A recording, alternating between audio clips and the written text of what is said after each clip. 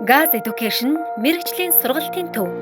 ISO стандартын баллооны давуу тал, ашиглалт анхаарах зүйлс. Баллооныг цэнэглэх. Баллооныг зөвхөн ахуйн газ цэнэглэх станцад мэргэжсэн ажилтнаар цэнэглүүлнэ. Баллооныг байршуулах. Хийн баллооныг хийн зуух, халаах хэрэгсэл халаалтын радиатораас 1.5-аас 2 м, ил галаас 5 м хол зайд нар шууд тусахгүй газарт байрлуулна.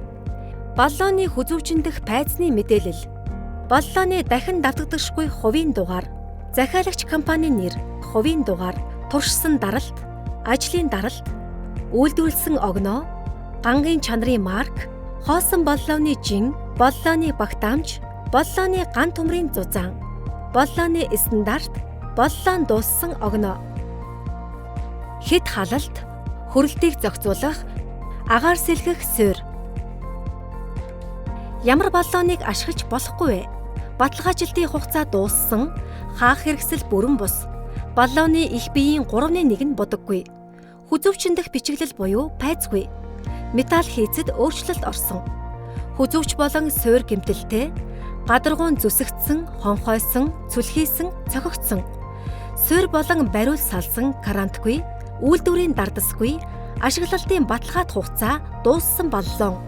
Баллооныг хадгалах.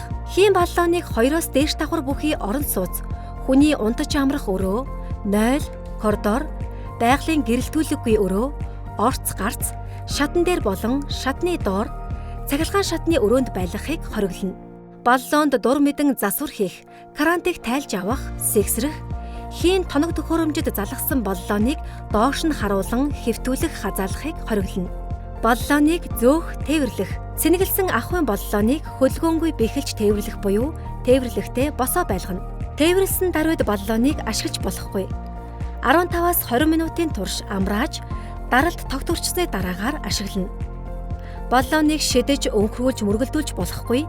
Мөн нийтийн тээврийн хэрэгслээр тээвэрлэхгүй.